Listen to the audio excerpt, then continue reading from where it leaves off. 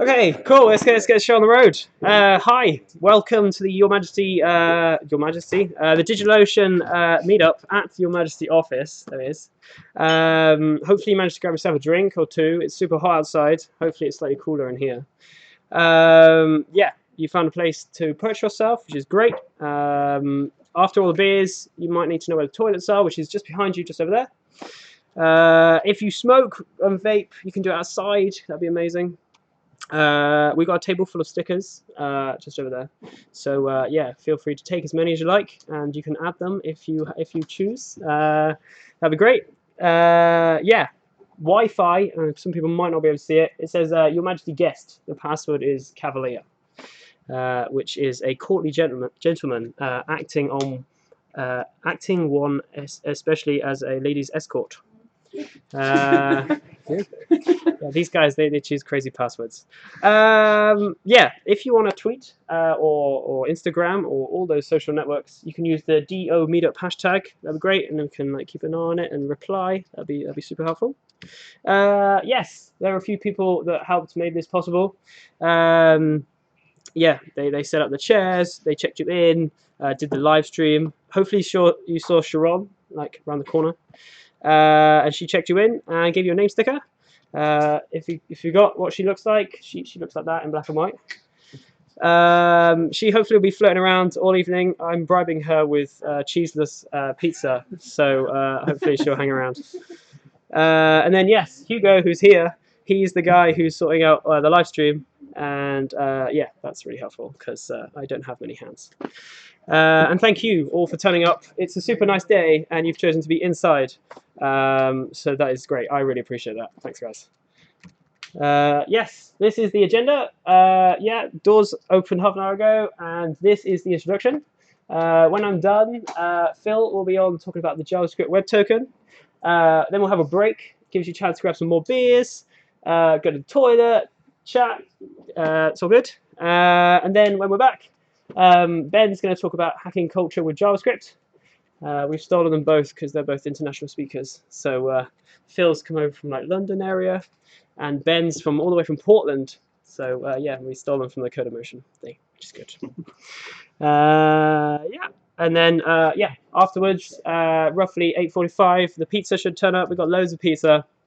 So it's from Papa John's because I like those guys.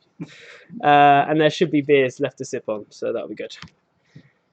We've got a few house things to do, just in case of emergencies. You never know, hopefully these won't happen, but we'll put them there anyway. Yeah, so first, in the event of a fire, you have to calmly go to the fire exits. There's one behind you, but you have to climb over like beer crates and my wetsuit and other things. So it's probably best to go down back where you came, cross the road, jump from a tram, and then over by the bridge. And yeah, hopefully we won't need that, but I'll tell you anyway. Yeah, if you hurt yourself, I don't know how, falling over a beer crate maybe, find one of the Your Majesty's team. There's like a couple of us around. We will wrap you up and give you paracetamol, and then yeah, you should be fine. Yeah, so hopefully you won't need that. Overall, yeah, just don't panic. We got it covered. We have Mean Girls gifts, so that's good. We also have a code of conduct. This is the serious bit. Yeah, a few people asked me why we put it in here. Put simply, it outlines the kind of the conduct that everyone should adhere to and the protocols that are in place just in case we have an incident. We haven't had one yet, but it's there. Yeah, basically, DigitalOcean is dedicated to providing a harassment-free event experience for everyone, regardless of gender identity, expression, age, sexual orientation, disability, physical appearance, body size, race, ethnicity, religion or lack thereof, or technology choices. I'm not going to read all of it, but it is there. And there's an even bigger version on the internet. But yeah, it just treat everybody nice, and it'll be fine. Yeah, if there is an incident, you can always find me or one of the YM team. You can always tweet me, or you can send an email to Samantha from DigitalOcean. She works in New York, but she manages all the global meetups. So yeah, and all that information is on the feedback slide, which is coming up in a minute. So yeah, again, this event wouldn't be made possible if we didn't have people to give us money for stuff. So we've got a few sponsors. Your Majesty is the guys that like you're sitting in the office, and obviously DigitalOcean pays for the beers, which is very essential. Yes, so DigitalOcean, they pay for the beers, pizza, and the snacks. They're the first cloud hosting provider to use solid-state drives everywhere. You can create a droplet in a record 55 seconds, like literally like this, and it gives you full root access. So it really is the bee's knees. And yeah, there we go. They didn't write this script. I write the script. Yes, so that means it's all super simple, and it means that you spend less time doing stuff like this and more time doing the stuff you love. So that's what we want. And then, yeah, so Your Majesty, this is their office. I work for Your Majesty. They're a design technology firm that powers digital product and brand experiences for some of the companies you may have heard of, which include like Netflix, Adidas, Samsung, Spotify, BMW, to name a few. We've got a fancy new logo, which is always on repeat, so it's really hard to like print it, but but it's there. So yeah, in case you've read all this in our fancy font, and you're like, what does this mean? We do lots of brand things. This is for NMDs, for Adidas. Yeah, we put massive shoes on the side of cubes and then like littered them across like cities all across Europe, and that was cool. That went down quite well.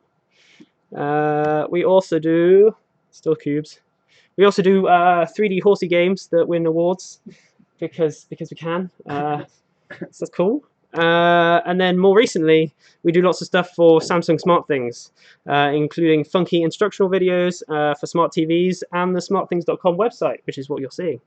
As you can see, the website works on phones too. It's totally responsive, and yeah, this is the future. So you heard it here first. Works on phones. Yes, and we have a new website on yourmajesty.co, and it's going really well on the internet. This guy, he had a little bit of a meltdown mid-tweet. He says, "Sweet Jesus, my mind just exploded. I an UX volcano of colourful and sweet feels." I think he enjoyed it, so so that's good. Yeah, if you want to know more about Your Majesty or like job things, we have job things. Everyone has job things. You can contact one of the Your Majesty team. Yeah, Hugo's here. Casper's at the back. Yeah, we'll talk you through it. And we have a website too. So that's that. And then yeah, so today's May. Next month we're doing like a vaguely security themed event. We got Melanie Ryback. She also spoke at CodeMotion today, doing pen testing chat ups. Adrian McPhee came to me last month. Wanted to talk, so we're going to do security and identity management. That should be really interesting. Then in July we're doing microservices and mesoservices for guys from Bol.com and Picnic, so that should be really interesting. What else we got? Yeah, normally the meetups are on a third Wednesday or Thursday of the month. This month is the exception because I wanted to steal speakers from CodeMotion, so it's convenient. We normally do stuff centered around like web development, DevOps, the cloud, just nerd stuff basically. Yeah, so then there's a few things coming up. They're up in the air for like after August. We've got like maybe speakers from like GitHub talking about Git things. I now know someone from the Amsterdam Internet Exchange, which is the biggest internet exchange one of the biggest internet exchanges in the world. So that'd be really interesting, super cool. Hopefully I can get him in to talk. And I'd really like to get someone in from Equinix to talk about the AMS data centers. So that could be interesting too. We'll just see how it goes. Yeah, so hopefully there's something here and up in the air that might interest you too, and I might see you in the coming months. Yeah, this is the feedback slide. There is me on Twitter. You can also contact Samantha on Twitter. Samantha has a DigitalOcean email account, which is Samantha@DigitalOcean. If you want to send like nice things or like, oh my god, I drank too much beer. There's the hashtag again, a DO meetup. Yes, that's the feedback slide, and that is it from me. Does anybody have any questions? No. That's good news. Okay, cool. Yeah, I'm going to hand the floor over to Phil, and he's going to talk about JavaScript Web Token. Good stuff.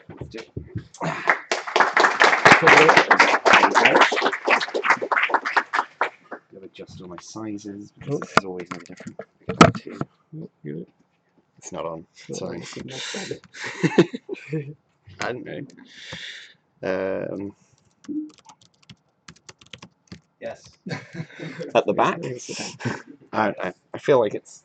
Yeah, cool. All right. We'll use that later. In the meantime, actual slides.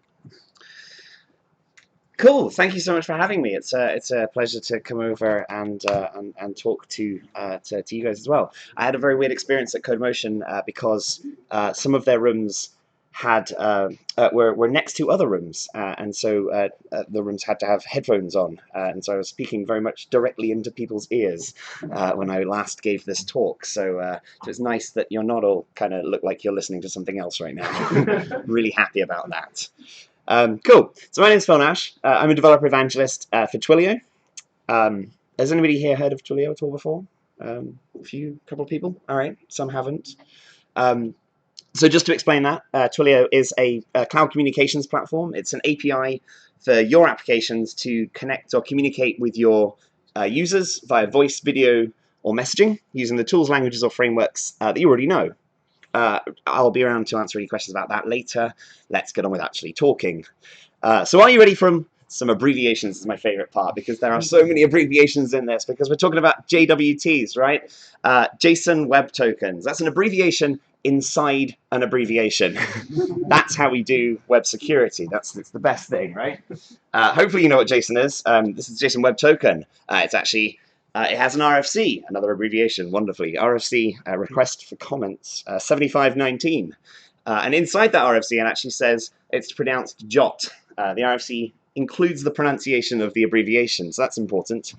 I will try and actually call it JOTs for the rest of the talk, but if I mix up, then we know what we're talking about. JSON Web Tokens, JWTs, JOTs. But there's more abbreviations. That's not enough. No, we have JWS, JWE, JWK, JWA, and they all have RFCs too. I'll tell you what they are, actually. I don't think they have pronunciations, because that gets really difficult. Like juice, jui, juk, jua. I don't know. But they are all JSON Web signatures, encryption, keys, and algorithms. We'll cover a bit about what they do later, and I'll point you in the direction to learn more about them. As I said, they have RFCs, and these are the ones that build up to the JOT 7519 RFC. And then we finish off with the most important abbreviation, JOSE. This is JSON Object Signing and Encryption, and really actually is the accumulation of all of those things. And we'll find out kind of what they all mean at the end. But that's kind of awful and terrifying and scary, and abbreviations are the worst, and it makes it hard to talk about what you're thinking and things like that. But they are quite fun as well. In fact, I've used a couple of abbreviations in these last slides that I really enjoy, and I hope you do too. Yes, emojis. So if you do get put off by all the abbreviations and the things we're talking about today, then I have a thing for you that you can join in at right now. If you go to philnash.ngrok.io, there we go, then you can join this chat, which you can only send emojis to. The reason for this will come apparent by the end of the talk, but for the meantime it could be fun. Remember, of course, there is a code of conduct, so don't send ridiculous things. There you go. Hopefully the internet's working, because it's gone away. Okay. I have the internet. Whoa! I don't have the... There it is. I don't know. You can join that, as I said, philnash.ngrok.io. I'll tell you why I've done that later. So forget about the abbreviations. Let's start again. Let's actually talk about what we're talking about. JOTs. What if? So this evening I want to cover just a few things. First up, what are JOTs? Why, not the abbreviation, not just what it stands for. Then what you can use them for, which is of course much more important. How they work, and I want to go into a bit of the code about how you actually use JOTs and how you can, and I want to demystify, because they really are just apparently random strings, but it all works out and we can see why, and I'll show you that later. And finally, kind of some pitfalls and things that you might need to know if you decide to use JOTs anywhere within your applications. Cool. So what's a JOT? This actually is a line from the RFC, but it was quite a nice, simple introduction. JSON Web Token is a compact, URL-safe way, means of representing claims to be transferred between two parties. Importantly, and that comes later in the RFC, these claims are actually can be signed and verified, so that when one party transfers it to another, as long as they are sharing some kind of secret or a public-private key pairing, then both parties can absolutely assure that the thing that they said, the claims that they were making, were are verifiably the correct ones, and yes, they can agree. So we have this compact URL safe way of representing claims that can be verified by the other end. This is what a JOT looks like. It's not very obvious at this point what it does, but there are 3 parts to it. They're separated by dots. The new lines on this slide have been added so you can read it, but normally it would be all one string. And it's made up of a header, a payload, and then the signature. That header and payload in this particular JOT actually looks like this. The header is JSON. It has two tags, two keys, 2 values, describing the algorithm used to verify the token and the type of token it is. In this case, JOT. I'm not entirely sure what else they were planning on putting in this type thing, because if it's not a JOT, then what is it? And then the payload, in this case, is a very simple one. It's just saying that the subject of this token is me. That's all. We can add other claims to it, but that would make it longer, and I wanted to fit it on the slide. So that's the token. And really the way to think about it is very much like a passport. A JOT can act as a passport for a user or a server or some kind of object within a system. A passport has a bunch of claims about a person, their name, their nationality, whether they're able to enter this country or enter a country or not. But the important thing about passports is that if you are working on a border in a different country, then you have the means to verify that this is a real passport and that the person holding it is that person, rather than just any kind of piece of paper which says, "Hi, I'm Phil and I'm British." This is a verifiable way of doing that. And so if you consider the JOT, you can put several claims inside that JOT about a user or an object in the system, and then other servers are able, if they have the secret that it's assigned with, to verify that those claims exist and allow access to the system. It's like a passport. So what can you use them for? There's actually quite a few things. It's an exciting little topic when it comes down to it. And I wanted to talk about it because I don't think many people necessarily know how versatile these lovely little tokens are. First up is stateless sessions. Normally, if you're building a session-based authentication for users, you end up kind of delivering a session ID to a user as part of a cookie, and then storing that session in a database on the server to look up, or maybe in memory, I don't know, but to look up later. And so this removes the stateless nature of HTTP, because you have this, you can make the same request, and depending on the state on the server, you get different responses. If you have a JOT, you can store all the all the kind of permissions for a user and what the session would have about them within that JOT. You generate the token from that server, and so you have a secret that you sign it with, send it up, and when you get it back, you can verify that that JOT was the one you gave to the user in the first place, and that they can do all the things that it says in the payload. That's how, yes, so you can do stateless sessions like that. Similarly, microservice architectures are another potential. You might have one kind of authentication server, which can generate tokens for particular activities or users, which they can then use at other services amongst the architecture to so they can show that they have permission to do so. I am not a microservice architect, so I won't spend too much time talking about this. Let's move on. OpenID Connect is quite an interesting one. OpenID has been around for a while, trying to make federated identity for the web. And this seems to me, I think, the third kind of iteration of how they want it to work. It's actually built on top of OAuth 2. And when you ask for an OpenID sign-in via OAuth 2, you get back a JOT with all the kind of scopes that you asked for within that OAuth 2 connection. So that OAuth 2 request. And then when you use that token elsewhere, all the scopes and all the permissions that you have got from that service remain in the JOT, and again, can be verified by anybody that has the secret. And finally, client-side authentication for third-party services. So if you're using an API from a client-side application, either web or mobile, you don't want to embed actual client credentials within the application, because then it's pretty trivial to remove them from the application and abuse the API on behalf of that user. If you generate a JOT, that can give a short-term access to the API for the client side, and you don't lose your credentials. We'll see how that works a bit later as well. So how does a JOT actually work? We've seen this. We have our header and our payload, but how do we turn it into a token? Nope, I'm going to get to that in a minute. We have some claims. I want to talk a bit about the claims. There are some standard claims that you can make within a JOT. The header ones, as I kind of mentioned earlier, you have a type, which is JOT.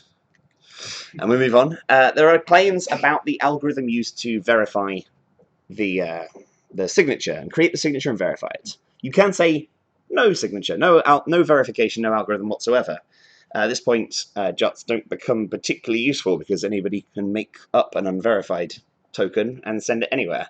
So probably don't use that. This says that we are using an HMAC. We use HMAC with a SHA-256 hashing algorithm in order to sign the token. There are other ones, so you can use different levels of SHA, 384, 512, probably not SHA-1, totally broken. And there is a public-private key one as well, the RSA SSA algorithm, which I won't go too far into because I'm not a cryptologist. Then in the payload, you can make a whole bunch of like normal claims as well. The issuer, and so as it said at the start, this is a compact token, so all of the reserved kind of claims here are 3 characters. So you have to kind of decode them in your own mind. ISS is issuer. That's about the application that issued the token. Sub, we saw the subject of the token itself, the user or object that you're trying to verify in this case. Audience, so the audience for the token itself. And then you can do stuff for expiry. So these tokens have a life to them. So the expiry has a time at which it can expire at. That's just a timestamp in seconds or milliseconds. It's the epoch. Not before means it can't be used before this point. So you can completely kind of time box these tokens and when they are allowed to exist and be used. Issued at is the time you actually created the token. And finally, you can add an ID, JOT ID, JTI. This is so that you can identify tokens within the system as they're used by third parties or other parties. And then you can put anything else you want in the payload. It's JSON. You can put any JSON in there you want to. And this is where you have your application-specific claims about the user. So let's go ahead and actually create one. Like I said, we've got this header and payload, and I'm going to go and create this myself in Node.js, if that's all right, over here. So, oops. I'm just going to paste those in, because there's no point typing that out again. And so that's my header and my payload. And in order to create these tokens, we have to first up base64 URL encode the header and the payload. When I say base64 URL, base64 is cool, but it's not URL safe because it has equals, pluses, and slashes. And so base64 URL removes the equals because they're actually just padding in base64 anyway, and changes pluses to hyphens or to dashes, and slashes to underscores. So I'm going to go ahead and create myself an encoded header. That's going to be a buffer, so we're going to turn it into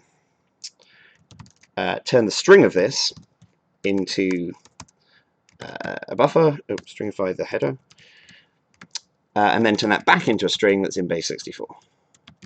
Nice and easy. That's our encoded header.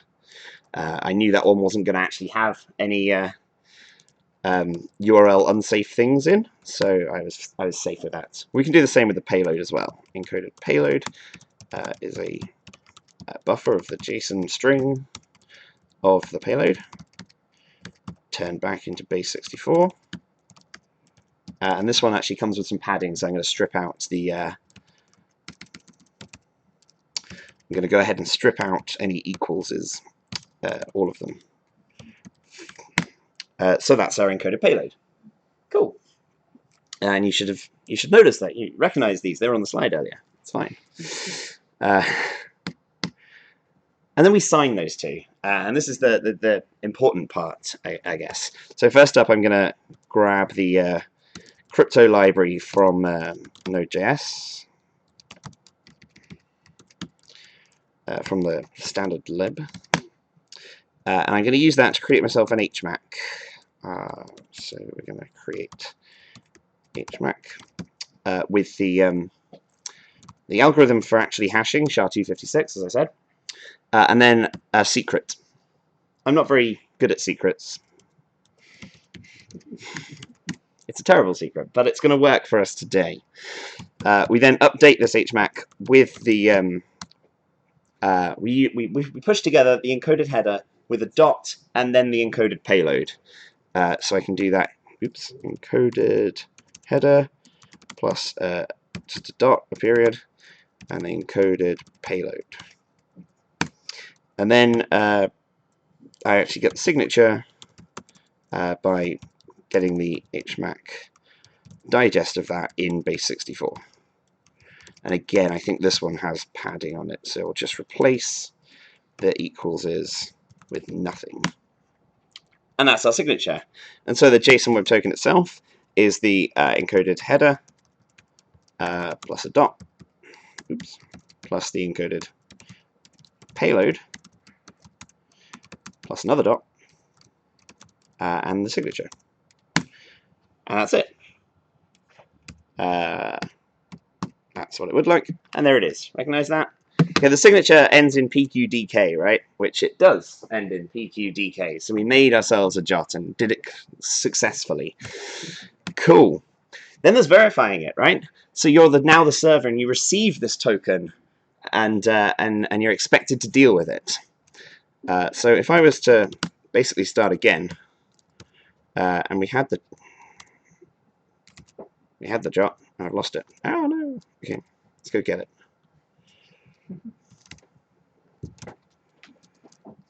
Without the new lines. Cool. So there is our JOT. And if you were to be verifying this now on the server, I like to use fancy ES6 destructuring of arguments. So we have our encoded header, payload, and signature. And that is from splitting the JOT on the dots. We don't need those. I kind of didn't point this out earlier, but in the it works with the metaphor of the passport in this case, in that these things aren't secret. The data inside the token here is not secret. If you hand somebody your passport, they can read the stuff about you and giggle at your photo. And that's very much the same here. So we can take our header, we can take the header, and we'll get it out of the encoded header by parsing the JSON that you get as a response from a new buffer made out of the encoded header, which is in base64, as we already knew, and turning that back to an ASCII string. ASCII. And we got a header back, right? And we can do the same to the payload. And we don't actually have to mess about with it. We only took out padding from the base64 string. We'd have to turn those underscores or hyphens back to slashes and pluses. But we got our payload back as well. And so you just verify the token, and I'm not going to do that right now, but you verify the token pretty much by creating that signature out of those two encoded header and payloads again, and then just do a secure compare on that. Just make sure, yeah, you want to make sure that's a secure compare, so there's no chance of a timing attack on this signature. More beer has arrived. That's right. Must be thirsty work typing. Here's a beer. Cool, and that's how these tokens work, right? You just encode headers and payloads, sign the both of them, and then as long as you have the same secret, you can do the same on the other end. What's really useful is this site. It's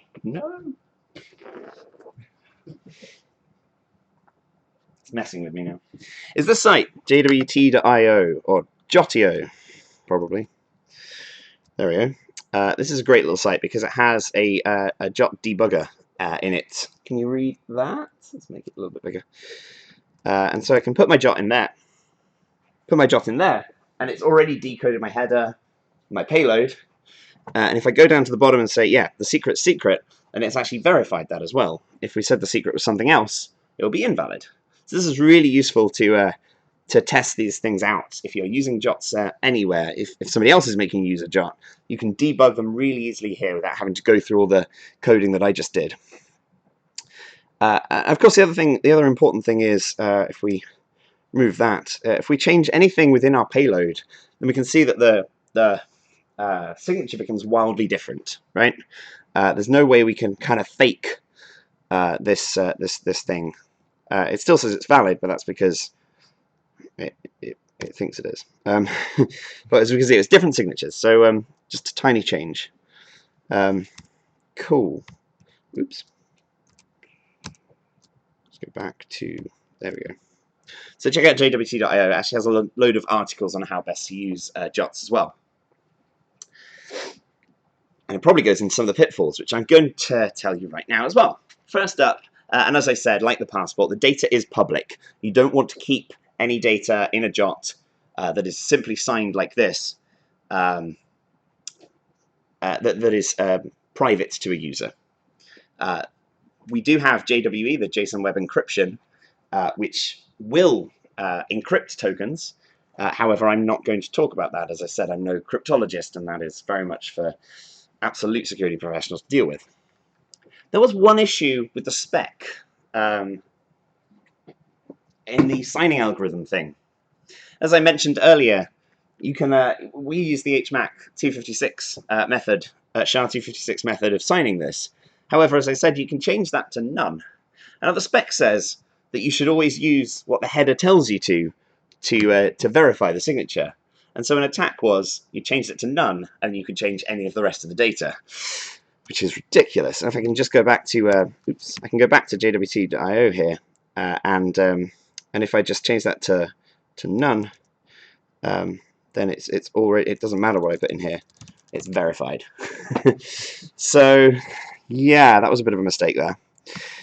So always, if you use this, always verify with the algorithm that you expected the token to be signed with. There's no two ways about it. Following the absolute letter of the RFC of RFC 7519, you would believe the header, but that's clearly a terrible idea, so don't. Verify with the algorithm you expected it to be. And as I said, finally, yeah, you can do public and private keys and encrypt tokens. However, I don't want to go into that because I don't know how that works. So we talked about what you can use Jots for at the start a bit, but I just want to return to that because there are a few extra bits now we know how these work and what they look like. So when you talk about stateless sessions, it's a lovely idea, the ability to just completely drop state. However, revoking a session becomes difficult when it's owned by the user itself and is within this token. So you can, of course, use the expires claim in the payload to have an expiry, which, of course, you want to verify at the same time you verify a signature. Token should only exist within the time, as long as it's not beyond expiry or before the not before token. But without actual state, you can't revoke an individual token. So if somebody has compromised a user's token, it won't be revoked until it expires. The workaround to this is to have some state. So you end up saving a blacklist of revoked tokens, which you can always check against. And so if you do want to revoke a token, and this is where you'd use the JTI, the Jot ID, as part of a claim. Oh, I thought that was going to be the fire alarm there. I was like laughing when we were talking about emergency exits and things earlier. I'm like, oh. Anyway, yes. If you want to revoke a token, you'll need to maintain a blacklist of revoked tokens, which you would check against during verification as well. This is not as bad as storing everybody's sessions, because the revoked JOTs can actually, of course, expire out of the blacklist as well at the point that they would expire anyway and become invalid. So that's one thing to think about there. And the second thing about stateless sessions is actually where to store the JOT and how to use it. The two options that are kind of given are cookies or local storage within JavaScript. I'll actually talk about local storage first. Firstly, it's vulnerable to any kind of cross-site scripting, or I guess using kind of a malicious, accidentally using a malicious script from a CDN or something like that.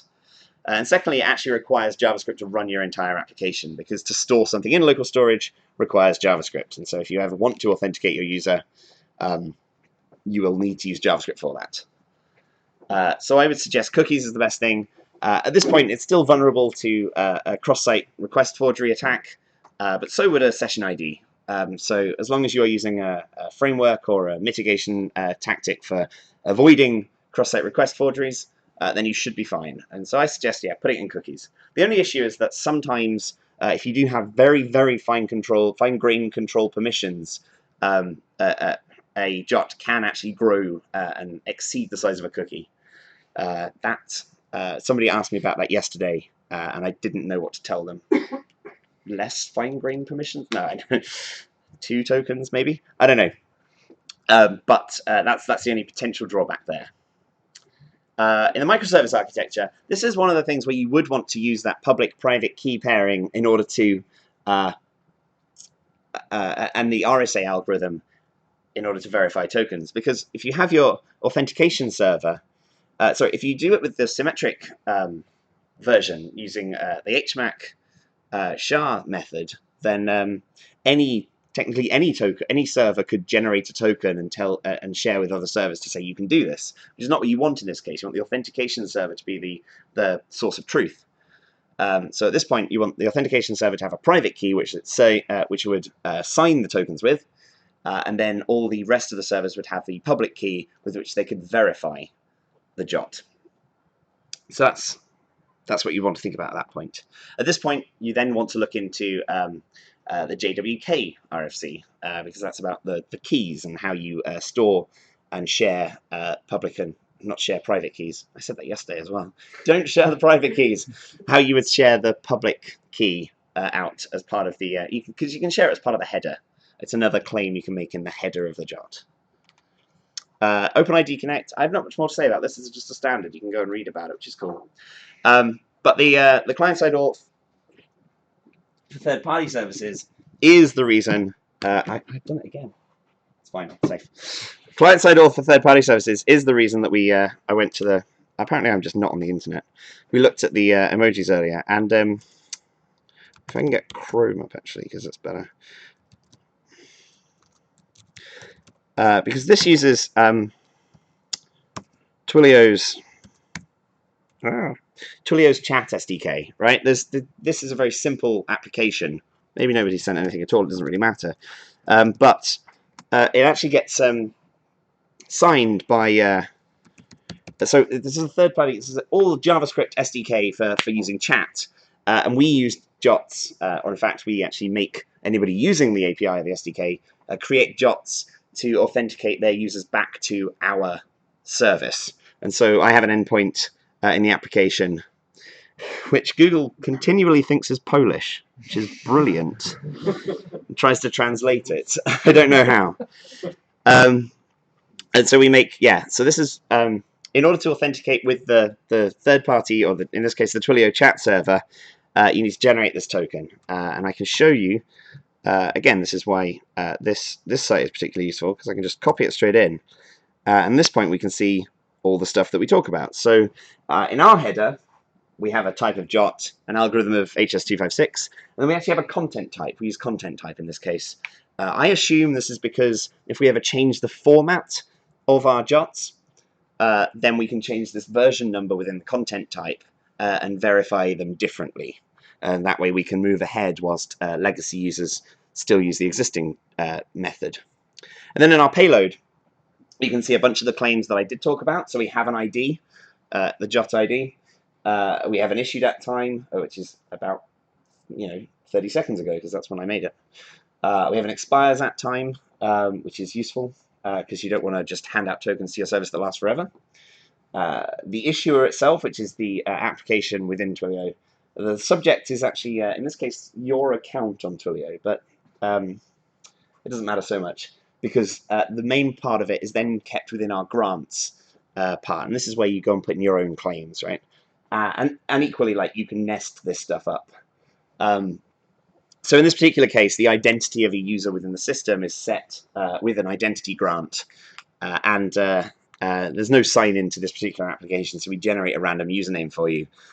This particular token is Sneaky Gracie Zhao Jin, which is nice. I don't know who writes these things, but it's cool. And then we can say, right, it has access to IP messaging, so the chat service with a service SID and an endpoint ID, which actually, in this particular case, means you can have users with the same identity in different applications, like a mobile app or a website.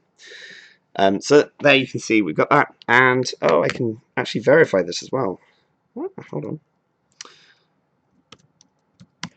on. This is the secret. Don't copy it. It's all right. I'll go revoke it later. But there we go. That's that's the secret I generated the token with, and we can verify that. So that's cool.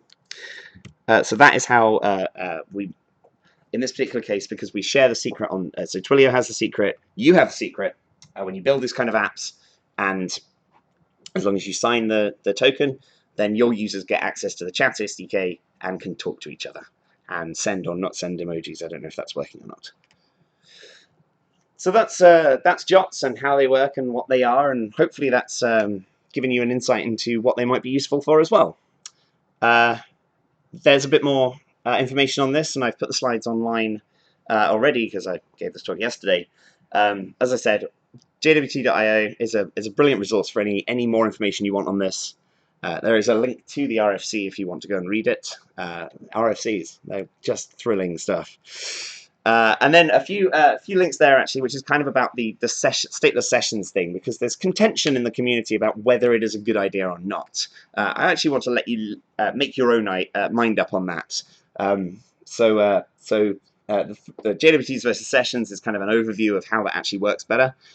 Stop using JWT for sessions is somebody disagreeing with that, and then using it the right way kind of argues against some of those points. So I encourage you, if you are interested in that kind of thing, to read up on it. Other than that, that's all I've got for you this evening. Thank you very much.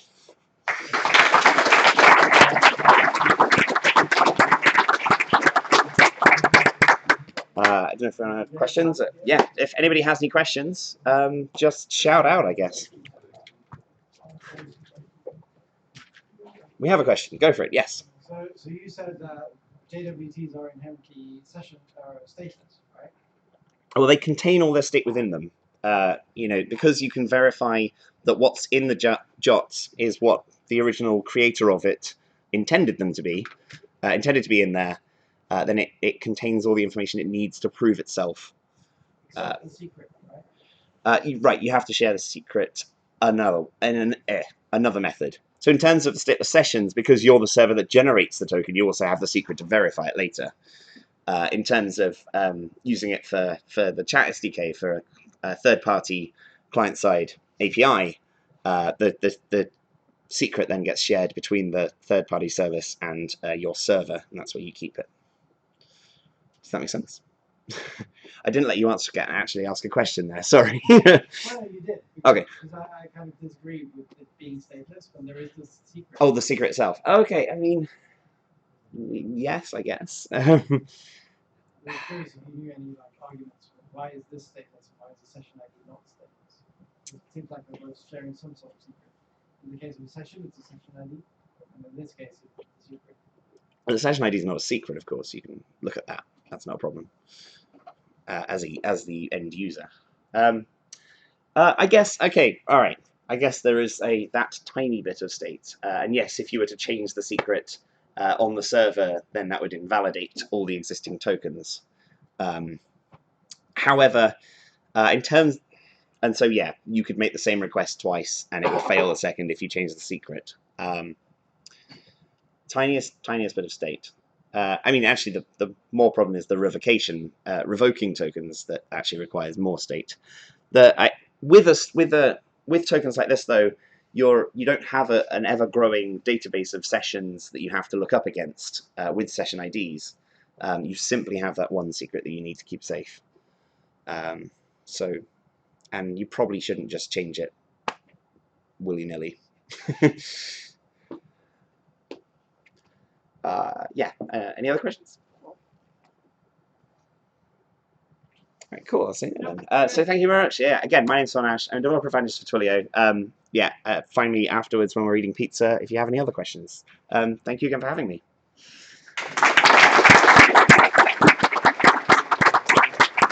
Well, thank you for coming. Yeah, really interesting talk. Yeah, we're gonna have 5 minutes break. There is beer, not beer, and toilets. Yeah, we'll be back in 5 minutes.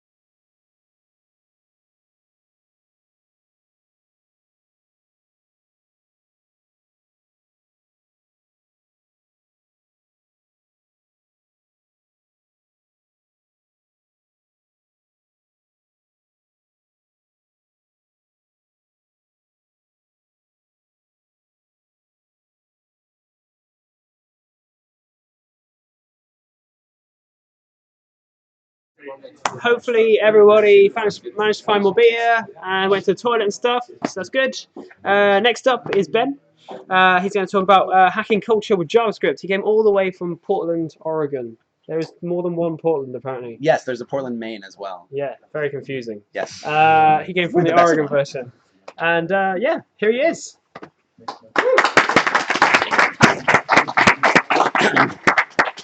So you have to excuse me. I've been trying to deny the fact that I have a cold for 3 or 4 days now. It's not working.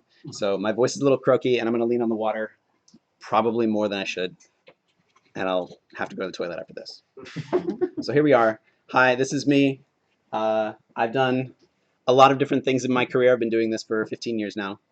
I've written device drivers. I have worked on desktop applications. I even helped write a book on Git. But the thing that's most fascinating during my career has been writing automated tools for my team. And the most interesting part of doing that is not, believe it or not, the REST API for the chat service that you're using. It's the human part. And I like to call this cultural automation. I think I made this term up as I was writing this talk. There's no Google results for it at all. Now, when I say cultural automation, what I mean is, in the most academic sense, is the use of machines to assist with and amplify social interactions. Now, that's a pretty useless sort of definition in practical terms, but there's a 99% chance that every single person in this room has done it. Now, I'm old enough to remember when adding a camera to a cell phone seemed like a really dumb idea. But in hindsight, it's obvious, right? It's obvious that we would use our tools to communicate with each other with more than just voice or with plain text. And that's a bigger deal than it seems, right? For most of human history, we've only had sort of our hands, maybe our fists, and our voices to communicate with each other one-on-one in an immediate sort of way. It's only been in the last, a fairly recent advantage to adding plain text to that, right? Think about email and IRC, and then it's only been maybe 10 years for most people using imagery to speak to each other. And this is a really powerful medium. The reason that you know that it's powerful is because you can be good at it and you can be bad at it. I've known some people that are really, really good at this. One person I know took some time off between jobs.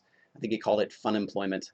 And he was gone for a couple of months. And when he came back, I was in a chat room, and people said, like, what did you do with your time off? And he responded, not with any words, but with an image. Nothing else. Not a single word. But he conveyed more with this photo than he could have by spending all day typing into a little text box.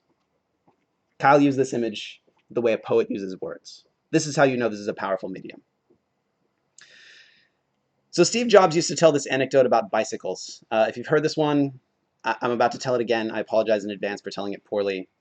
It goes a little something like this.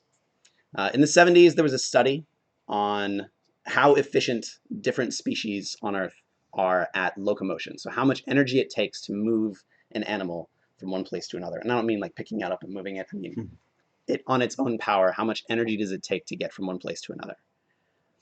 And on this chart, the most efficient things are towards the bottom, right? It takes the least amount of energy to move. So horses and the salmon are pretty efficient. They're the winners in the animal kingdom. People are right here, somewhere kind of in the middle. And then they added to this chart the transportation technologies of the day. And again, like the automobiles and the jet fighters and airplanes, they're kind of middling, right? They're not actually all that great. They have a lot of capability, but they're not very efficient energy-wise. And then somebody thought to measure a human being on a bicycle. And it's far and away the most efficient means of locomotion that there is, like 3 times better than the salmon. So Steve used to say that the computer was a bicycle for your mind, that this was a tool that gave you this amazing lever. It let you do things that you could not do without it. I like to think of cultural automation tools as a bicycle for your voice. It's not that these tools let us do the same thing, but more. They give us the capability of doing things that weren't even thinkable without them. Now, I'm assuming in this room, most of us are engineers and developers, and we usually take it as an axiom that automation is a good thing. And for the most part, we've been right. For the last 10 or 20 years, we've been sort of on this trend line of increasing automation, And the world is a very different, and most would say a much better place because of it. But we also know, as engineers and developers, that computers are really stupid. I don't have to tell any of you how pedantic they are about what you tell them to do. Now, what we've learned from a couple thousand years of making machines and about 50 years of writing code is that you have to be really careful where you point these things. So when we talk about automating cultural things, there's a certain amount of caution that's in order here. We've got to make sure that we're paying attention to the outcomes and learning our lessons. So the best mistakes to learn from are other people's mistakes. So what I'm going to do with the rest of this talk is tell you some stories, and hopefully at the end we'll all come out a little bit smarter. So my first story is from when I used to work at GitHub. When I joined this company, I was astonished at how different a place it was from all the other companies I'd had experience with. Now, I learned in university that making software is primarily a social activity, right? The technical parts of it are not the hard parts. The hard parts are getting a bunch of people to work together to make something. Now, I've known that since university, but GitHub as a company took such a different and refreshing take on that truth than anywhere that I've worked before or since. Now, one of the biggest factors, one of the biggest signs of this was that GitHub is a remote-first workplace, and that means that none of the processes there, none of the way that you get things done relies on the fact of you being in the office at any given time. In a practical matter, the most visible way that that shows up is that all meaningful communication takes place in the chat room. And very early on in the history of GitHub, that chat room started to be automated. This is Hubot. He's the embodiment of the automation that lives in the chat room at GitHub. From what I could piece together, he started as kind of like a half joke. He was filling up the chat room with funny GIFs and pictures of pugs. But at some point, somebody taught Hubot how to open the front door from the chat room, and it was sort of all downhill from there. It's actually more useful than you think it is. If you forget your key fob, you just type into your phone and he opens the door. Really handy. Now, if you've heard about Hubot, you've probably heard about him in the context of doing deployment. This is probably one of the most famous slides that exists anywhere about this sort of topic. GitHub does deployment to production upwards of 200 times every week. And the only UI, the only interface of the deployment system is Hubot. All of deployment takes place in the chat room. Now, this is a little bit interesting on a technical level, right? You've got to have all of your systems set up in order to make this possible. But most of the nuance, most of the power here is social. The chat room becomes an information radiator. You can always look at it and see what the rest of your team is up to. You can tell who's deploying what. You can tell whether a deployment went bad. If a deployment does go bad, you don't have to run and shout and gather everybody and find the right person to help. They already know. It happened right in front of them. They were there. They were watching. You have something called situational awareness. Another thing that they do in the chat room is metrics. Gathering metrics, displaying graphs, digging through numbers. This is something we've all done, but doing it in a browser window and doing it in chat room are fundamentally different. When you do it in a chat room, you say to the rest of your team, everybody, hold on a sec, take a look at this. This is important. I have something to show you. This is like putting something on the big screen in mission control. Now, the benefit from this is that everyone can see what the most experienced engineer pays attention to. The most senior person on the team is pairing with everybody else all the time. What does this person watch for? How do they diagnose a problem? What sorts of things did they do after a deployment to make sure that it went well? Another subtle benefit from this is onboarding. Not only do you see this every day, you see it on your first day, 10 or 20 times. Jesse Newland at GitHub coined the term chat ops to describe this kind of automation. Now, I've talked a lot about the benefits. There are drawbacks to this approach as well. The most obvious one is that your chat system gets really noisy. There's a ton of stuff coming in from all the automated systems. When your whole product team is maybe 5 or 10 people, this is pretty manageable. You can handle it. When it's 15, 20 people, you got to start tuning for signal to noise ratio. When you've got a team of 50 people, it gets unbearable. And maybe you're deploying independent projects, you move them off into their own channels, you set up channels just for chat ops notifications, and pretty soon your Slack looks like this. And you have to figure out which of these unread notifications are ones you actually have to pay attention to. you lose your situational awareness. You lose that benefit that you got from doing chat ops in the first place. So the GitHub tale is an empowerment one, but it's also a cautionary tale. It's really tempting to plow ahead and just add this stuff into your existing company and make it work with your team. But you got to be careful about how your infrastructure is set up. How is this going to work with your team? How are you going to make it work for you? Not all things are very portable between companies. It's very culture dependent.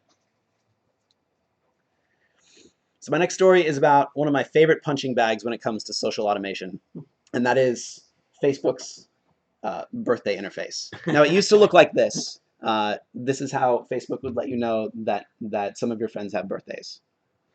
You get a little box, so you can send each one of them a little message.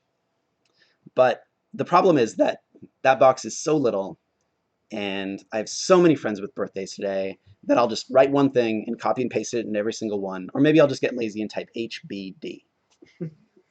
Now, I even remember a time when Facebook even gave you a button you could push, and it would write a little message for you, right? The affordance here is not towards more social contact and more meaningful human connections. It's towards less. You're encouraged to copy and paste. You're encouraged to keep your message short and generic and easy to type and fast. Now, contrast this to getting an actual birthday card. Mm-hmm. Someone had to go to the store. They had to walk down the aisle and think about which one was the right one for you. They had to think of something real to write in it and write that down and get a hand cramp because nobody writes things anymore. They had to lick that disgusting envelope glue, spend more money on a stamp, physically take the thing to a post box, and they had to do all of that 2 days in advance so it would arrive on your actual birthday. This is a case where automation really hurts. When birthday cards work, it's not because of the card. It's because the card represents the thought and effort and care that came from a person who's sending it. And if you let a machine take all of that hard work out, you just sucked all of the meaning out of the birthday card. But I do still feel bad when I only get 3 HBDs on Facebook, and one of them is my mom. Story number 3. This one actually isn't mine. I ran across this blog post a few months ago. This is by Jason Hutchison, and his team has this funny thing that they do as a team. So this guy is Chris. This is not Jason, this is Chris. And their team has this little tradition that they do, and they take Chris's photo and they put it into other situations. So here's Chris accepting a delicious plate of nachos from the President of the United States. So Jason thought that he could train a robot to do this for his team. So he pulled in a facial recognition library and he wrote a chat bot. And so that now anytime anybody pastes an image into a specific chat room, something called ChrisBot will respond with something like this. And the result, I think you'll agree, the results are really good, right? This is amazing. It's not perfect. It's totally not perfect because they missed this guy's face right here. But there's so many little details about this that are so good. Like the ordering is set up right so that the faces that are in the back are still in the back. It's so good. And if ChrisBot gets a photo that it can't find a face in, it still tries to do something entertaining. Now, as you can imagine, the day that this went live was mostly a productivity black hole. Everyone was trying it out, trying to find the weaknesses, checking for edge conditions, seeing just what it would do and how it would respond. But not too long after that, there was another reaction. So ChrisBot successfully removed all of the drudgery from photoshopping Chris's face onto other photos, but it also removed that human touch, the taste, the composition of the joke, right? The cleverness that goes into making something that's funny. Now, when a new Chrisified photo comes through, we don't laugh at the joke. We're laughing at the recklessness of a computer trying to be funny. We're not laughing with ChrisBot, we're laughing at ChrisBot. And that's a very different dynamic, right? I'm not worried about ChrisBot's feelings, but it's just a different sort of a joke is all. So I reached out to Jason, and this was about 3 months ago that he made this blog post. He says it is still running, but I have a prediction about a potential downside. ChrisBot really only knows how to tell one joke, and that joke's not going to be funny forever, right? This is an entertainment product. And so my prediction is that use of it and people being entertained by it will tail off, right? Eventually, people will just stop caring about ChrisBot because unless you keep making it new and fresh, it stops being entertaining, it stops being funny. All right, let's take a break, and this is a good time to take stock and think about the lessons we've learned so far. The first one is that in the art world, there's a saying that the medium is part of the message. And taken as a medium, automating things in a chat room adds some connotation to what you're trying to do. The first thing that it says is that we're going to be doing this thing more than once, probably a lot of times. It also says we want to do this thing the same way every single time, or at least following a fairly simple pattern. We don't want human error sneaking into this thing. Specifically for social automation, we want more than just one person to see this thing happening. In fact, maybe we want a really wide audience to see this thing happening. And also, we don't care how personal it is. This is not handcrafted artisanal automation. This is automation. And now this one is important, as we saw with the birthdays, when the target of your automation is a person. Another thing I noticed as I was putting this talk together is that every single one of these automations affected the human culture around it. Like, every single one of them has a story that goes something like, before we did it this way, but now we do it this way. It changed the flow of humanity around them, like putting a stone in a river. And I also noticed that only some of the ways the river changes were intentional.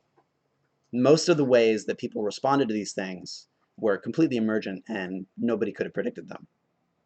So that's actually the theme for the next part of this talk is, can we be more intentional and more deliberate about how we're changing culture with these things? Because clearly this is a very powerful tool. We want to make sure we apply it in the right way. So I work for Zendesk now, and one of my coworkers there told me about this blog post from an organization called 18F. 18F is a part of the US government whose job is to modernize all of the web services and web applications that the government produces. So they're taking old busted stuff and making it into the new hotness. Doing great work. So this specific blog post is about the word guys, which I don't know how it is in the Netherlands, but in the US, in most of the US anyway, saying the word guys is sort of a male-oriented term. And if you use that word to refer to a group that includes people that aren't just men, it can be kind of uncomfortable, right? And now I haven't had this this conversation with transgendered people, but the women that I've spoken to say that it feels like their presence just isn't noticed, or you think of them as just one of the guys, or that it's just not important that they're there. And none of those things feels very good. So at 18F, they were trying to nudge people away from using this word.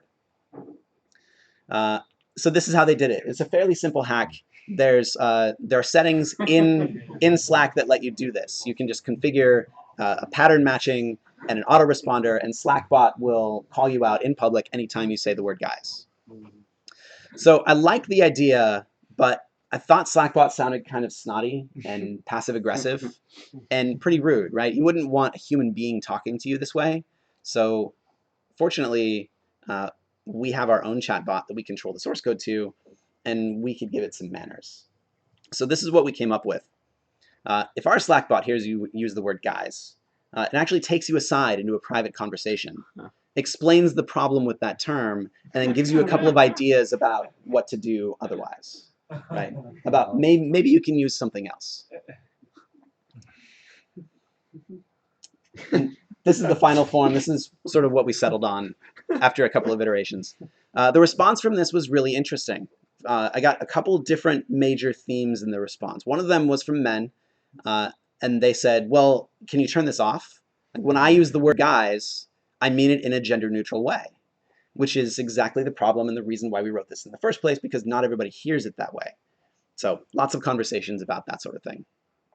Now, the first couple of iterations of this did a public call out like the original Slackbot implementation did. And so I got some feedback from bystanders who had seen it happen. And a lot of them said, I'm really glad that you did this. This is a thing that was bothering me, but not enough to actually speak up about it. I didn't want to be that person on the team who's just super sensitive about every little thing and calls people out about it. So now we have a robot to do that for you, and it's better, right? People feel like they're valued, and they feel like someone is speaking up for them. But the most interesting response I got was from our office in Melbourne. Now in Australia, it turns out guys really is a gender-neutral term. If you put the word guys on a bathroom door, everyone will use it. Men, women, everybody. So they sat down as a team and had a conversation about this and decided guys was gender neutral, but they actually retired several other terms from that office vernacular. Now, probably being a little silly about this, but this reaction was really profound for me. So I don't know, again, I don't know how it is here, but in the US these days, if you tell someone that they're doing something that's a little bit hurtful, they might get mad and call you names. They might try to start like a verbal fight with you. I wrote a tiny piece of code, and it made people think about their behavior and whether it was hurting other people, and they changed. That was way beyond the design goals for this little plugin, and I'm pretty proud of it. Now the downside from this was that some people got annoyed, and that's not a small thing, right? I mean, that was part of the point, but it's also not a small thing. You want people to trust your automation. You don't want them to think of it as the enemy. So as a result, there's a command you can give the robot, and it just makes it shut the hell up about the word guys, just leave you alone. And this came out of that conversation with the Australians. In the end, I think I convinced most everyone that this was a good feature. But in order to avoid being the language police, I don't think I would take on another thing like this, especially anything more controversial than the word guys. I also used to work at a little company called Gridium, and we had a chatbot there too. And we taught him a few tricks, but probably the best one was the high five. So a real life high five is a very simple thing. It's just two people clapping. But this is, if you think about it, this is everything that birthday cards aren't. It's not very personal. It doesn't take a lot of thought. In fact, it's the more spontaneous, the better. Automation can't really screw this thing up, but it can make it way more awesome. And I'm going to show you how, but I have to set the scene because there's a little bit of a story behind this. So there's two characters in this scene. The first one is Greg. That's Greg. He was the chief mathematician at Gridium, and he wrote the statistical model that was at the heart of their product. Patrick Woods, is a salesman, and his job is to understand that math so he can translate it into explaining value to a potential customer. Greg was a fabulous teacher, and he gave these sessions to the sales team all the time, really helping them understand how the product worked, how it was getting better over time, and to help them do their jobs better. And so Patrick wanted to say thank you. So he typed this into Slack.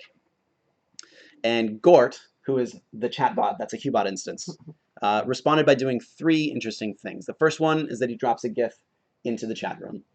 The second one is he does a channel mention. So both of these things sort of mimic the real life high five. It makes a sharp cracking sound. Everybody knows that it's happening. Everybody, you get everyone's attention. Now the third thing, and probably the most interesting one, is that I'm going to use this laser pointer for the first time ever, is that Gort would use the company credit card to order an Amazon gift card and have it emailed to Greg. Now, obviously, I didn't just think this up and write it on a Tuesday morning. One of the founders actually approached me with this idea. And at first I thought he was crazy, but if you've had any experience with HR, you'll recognize the term peer reward system. This is a highly effective way of increasing the happiness at a company. It turns out that people, especially people who make things, the thing that they value the most, the thing that affects their happiness the most, is recognition and accolades from their peers. They would much rather, let me say it a little differently. Overall, if you sort of measure happiness as a function of time, the response you get, the positive response you get by having peers say thank you is much higher than if you threw a bag of money at them. This is way more effective than a raise. So Patrick could have done all of this manually. He could have gone out and done it himself. It would have taken him 5 minutes, but this took 10 seconds, right? It was way more like an actual high five. It was a momentary impulse, makes somebody feel appreciated. It's like the most awesome high five you can imagine. It's like if they did a high five and then from the point where their palms met, rainbow sparks exploded. And then you could hear some kick-ass guitar riff, and then Greg reached into his back pocket and it was $75. It's like the best high five you can possibly imagine. Here's another example of this happening. This happened about 2 weeks before the birth of David's first child, and he was trying to land a dad joke, and it did not work. So Greg decided to give him props for trying. Here's another one. I sent this one when one of our founders discovered a bug in the system. Like you could only send a high five for a whole dollar amount. I'm pretty sure this sent $3.14, but I never actually did verify, so who knows? He might still have a fraction of a penny in his Amazon account, I'm not sure. So we shipped this to the whole company, which was about 15-ish people at the time, and it was immediately beloved. After the initial spike of activity, it was settled into sort of a regular usage pattern. It happened about 3 or 4 times a week. You'd see a high five fly by. The average gift card size was about $24, which felt like about right for the goals that we had. So in terms of a product launch, this was a success. People liked it, and it became part of just the way that you work at that company. In terms of how we wanted to nudge company culture, this was an even bigger success. People started showing gratitude to each other publicly. And as a result of that, people got way more willing to go out of their way to help someone else. The way it was designed was to make everyone feel good, not just the person giving and the person receiving, but bystanders too. All the people standing around felt good about these things too. There was some emergent behavior that came out of this. The first one was that people started sharing what you would do with the money. There was gentle social pressure to treat yourself instead of just going out and buying more cat food. This is a really nice set of peelers that somebody bought, and then I bought them too because they're really nice. I highly recommend them. And then there was also more emergent behavior that happened after that. So this actually leads pretty well into talking about downsides. One of the downsides of this was that people started to get anxious about deciding on a dollar amount. They'd want to say thank you to somebody. They'd want to say the thing you did was awesome, but now they got to figure out exactly how awesome it was or how much their thank you was really worth. And that's understandable. If somebody just like woke up at 3 a.m. on a Saturday and saved the company from going out of business, sending them like a $5 gift card doesn't seem like it's the right response. And so getting that right started to feel like a bit of a responsibility, like it's part of your job. Putting a price on someone else's actions isn't an easy thing. So that's real anxiety that was happening. Some people got around that by making it into a game, as we saw. Most people just sort of picked a dollar amount and went with it, but some people really got hung up on that. Another one is the increased number of interruptions. A channel mention is a really noisy thing. And it makes the same sound as when one of the servers went down, right? I mean, it's not something to be trifled with. Now, we mitigated this a little bit by how Slack's notifications work. Like you can see when you're, you get a ding, you're working away and it dings and it slides in from the top right corner, and you can sort of see, oh, right, that's a high five. I don't have to pay attention right now. Also, people would be aware that there was a channel mention happening, so they'd pick the right channel to do it in. They'd pick the right time to do it. They'd be careful about it because, again, they'd been interrupted too.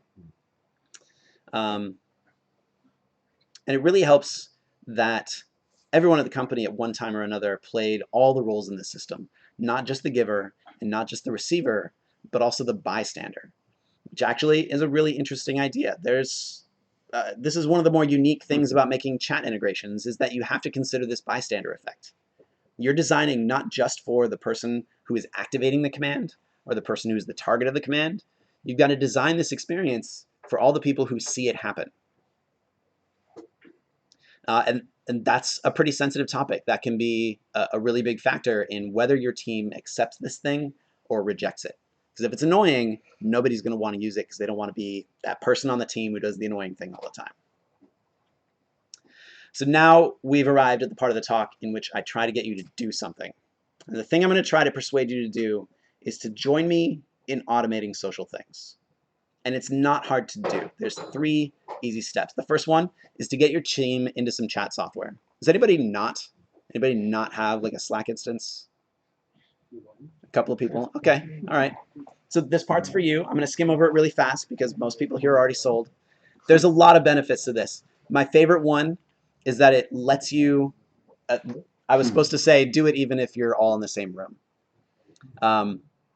My favorite benefit to having chat software is that it lets you go remote. And this is a really, really big deal. This is a graph from the Stack Overflow survey earlier this year. And you can kind of tell that it was in the US because health benefits is listed up here. And I know that's not really a factor in most of the world, but in the US it is. But it turns out that programmers specifically really want to have the option of going remote. It's number 2. It's right behind vacation time. And it outstrips work hours and what kind of equipment you're getting and education. All of these things, they want to be able to go remote, even if it's just for a little while. And it's not just programmers. Every line of work is trending towards more remote work. So being remote is a really big deal. I could go on and on about chat. You get a searchable transcript of all your important discussions. You get a lot of that cross-pollination that you get from an open office plan, but still being able to shut your door by quitting out of the chat software. Really, really good stuff. Step number 2 is to add a robot to your chat. This is becoming kind of a big deal too. So this is a report from the Gartner Group, and the title's sort of gibberishy, but their main prediction is this. So far from being toys for nerds, chatbots will be a part of everyday business. And it's going to happen sooner than you think. So writing a chatbot might actually be a good strategic career move for you. You never know. So here's what you do to make one. First, you choose a framework. And there's a number of these that you can just spin up and start customizing and adding plugins. Qbot is one of them. This is totally open source.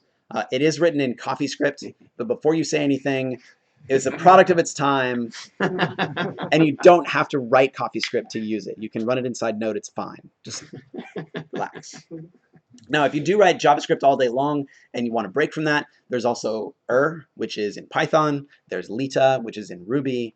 Both of these have also been around for almost as long as Qbot has, and so there's this sort of thriving ecosystem of plugins that you can just like submodule in and activate and configure, and then just go. Qbot is still king of the hill when it comes to chatbot ecosystem, just because it's the most popular one. There's more plugins available, but both of these are totally good options. One thing that I'm really, really excited about is called BotKit. This gives you ultimate control over how your interface in the chat system represents itself.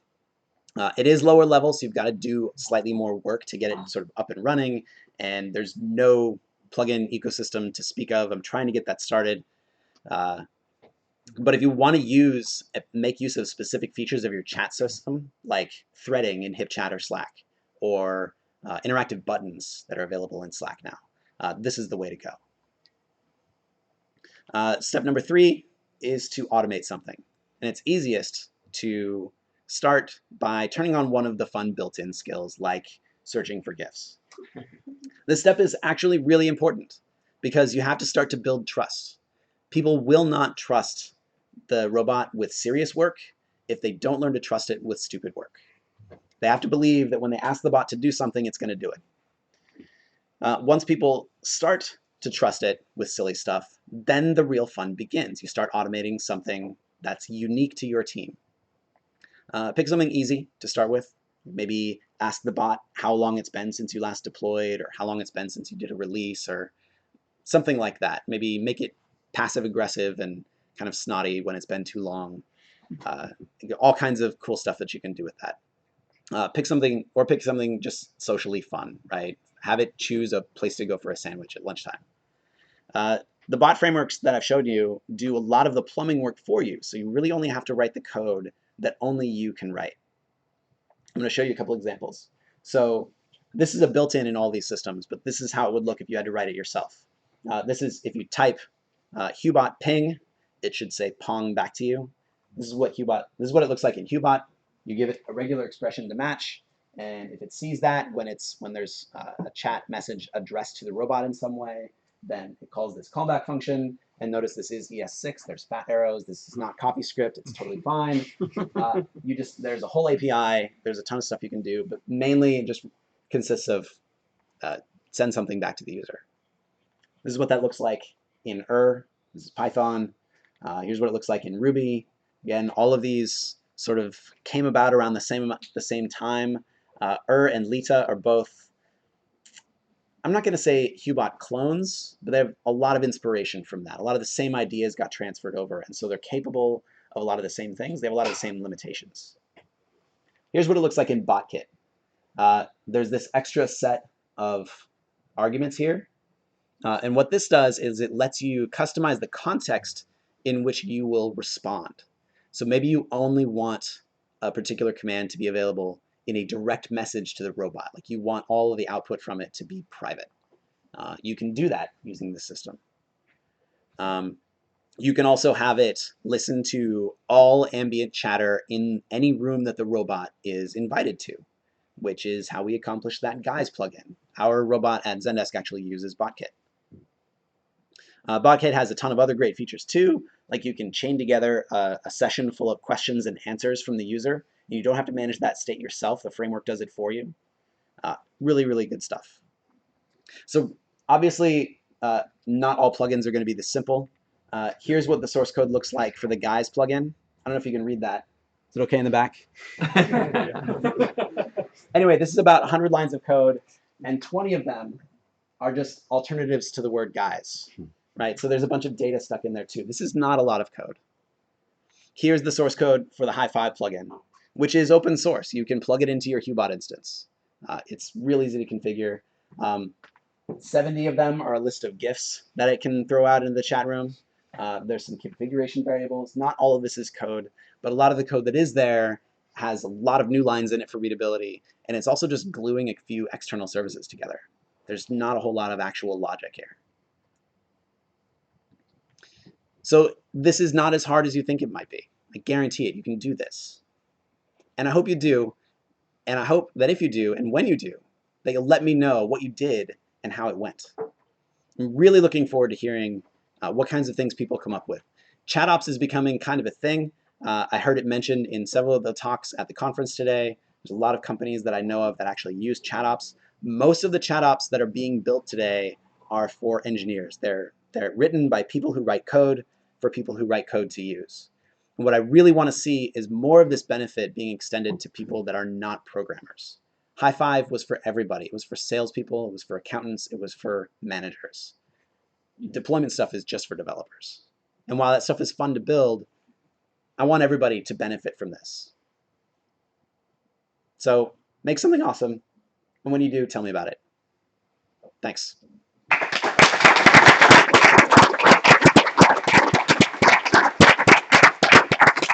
Does anybody have any questions? No? Yes? Do you know of any frameworks for Lotus notes? No, I'm not aware of any, but I think you could probably write an adapter for Hubot that would plug into Lotus Notes. It might work. Maybe. That would be pretty epic. I think you should like write a blog post about that. I would tweet that. Most people ask me about High5. Like the first question I usually get is like, how do you keep that from bankrupting the company, right? How can I not just sit in a private chat with the robot and high-five myself over and over again? Well, first of all, if you try to high-five yourself, the robot tells you that's just clapping and refuses to give you any money. And second of all, like we thought of that in advance, right? One of the founders was in on this conversation. He did a lot of the product design for that, a lot of the interaction design.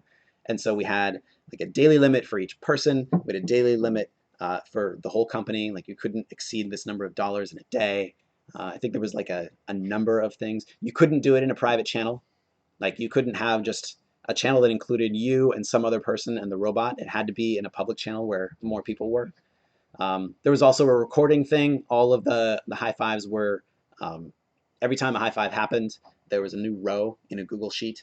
So listing the giver, the receiver, and the amount, when it happened, what channel it was in. All that stuff got logged. And so people knew they had to do it in the public. And so that's one of the affordances, right? This is meant to be a public act.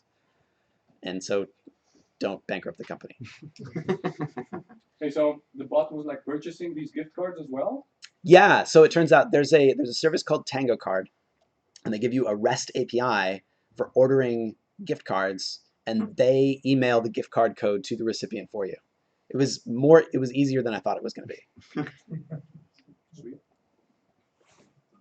Could you not set the budget to a $7 a month rather than people choosing a price.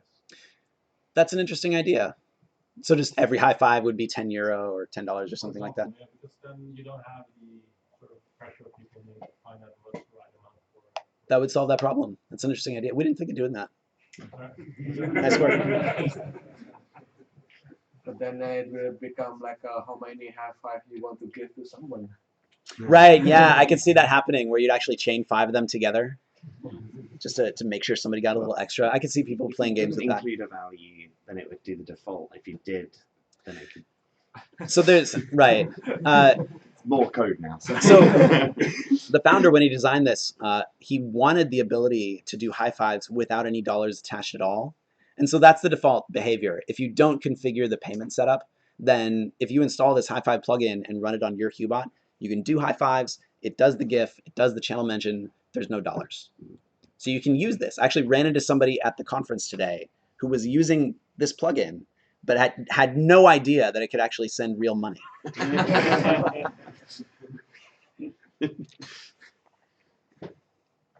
Yeah.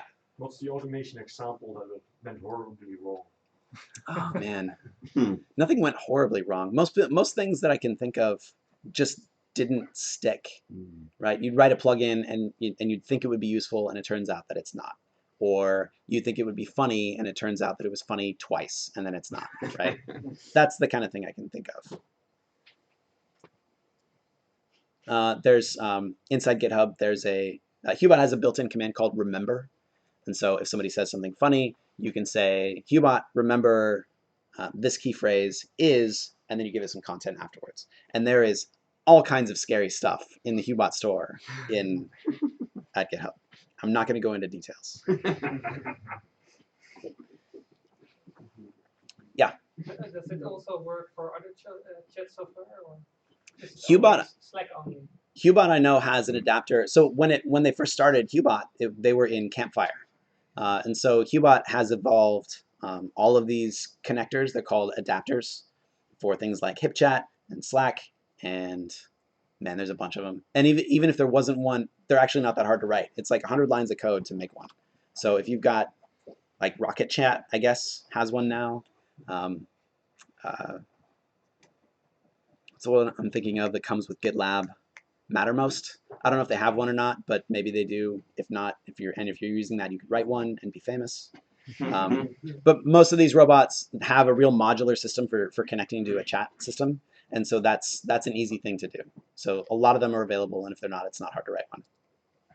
And do you see any security risks doing everything in the company using chat? Or So that is a really, really good question. So Zendesk is a public company. We have all kinds of regulatory requirements about data security and privacy and identifiable information about our customers. I went through the security review process with this, and they had some requirements for having a chat robot, but they weren't hard to fulfill, honestly. We already trust Slack. The channels between Slack and the robot are secure. The robot runs on a machine that we own. We control all the code running in it. So it actually wasn't that hard of a sell. You do have to be careful about like what code you run and what external services that you integrate with, and be very careful about what you send them. But apart from that, it's no harder than probably what you do every day.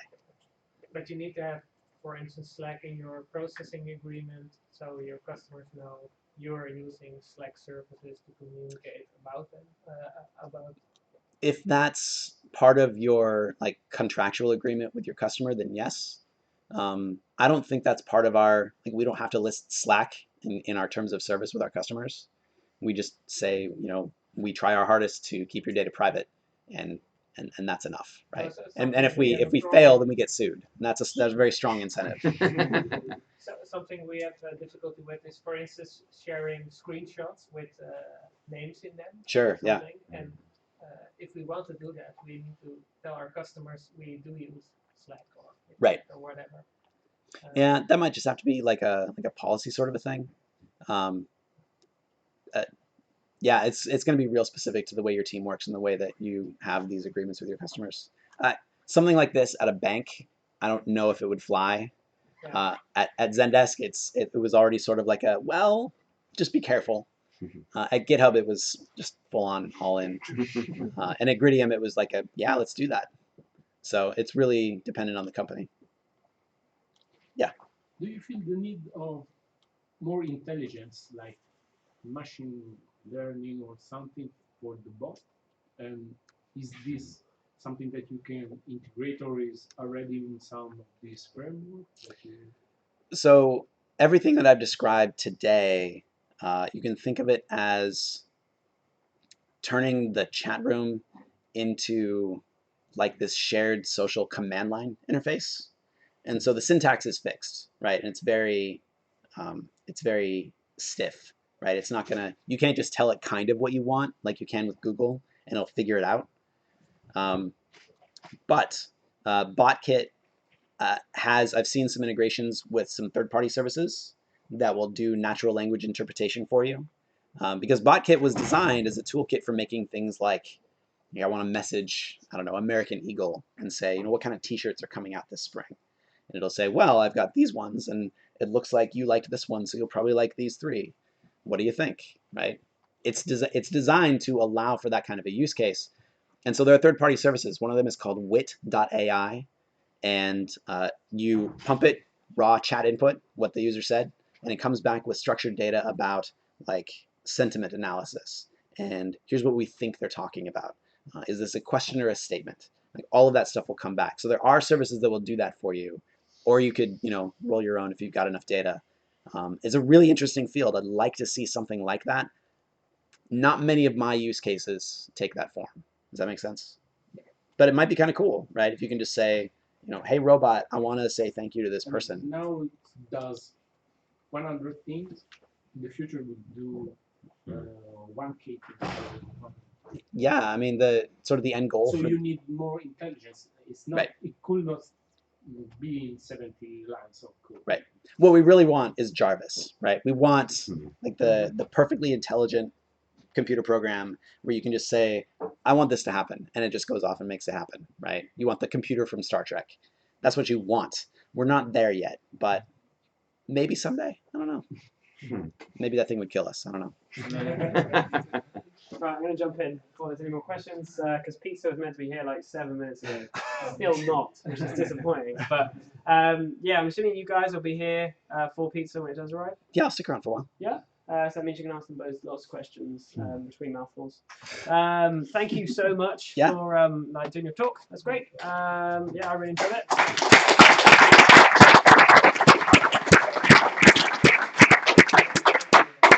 And then yeah, I'm assuming there's at least one person who's dying for the toilet. So and yeah, pizza will hopefully be here in the next hopefully 8 minutes. Otherwise, I have to send them an angry phone call. And yeah, it will be over there. So I'll throw it out. There's more beers. I will put more beers out. We're back in June. That's it. Woo! That's great. Thank you. Yeah, no problem. I enjoyed that. This is a lot of fun.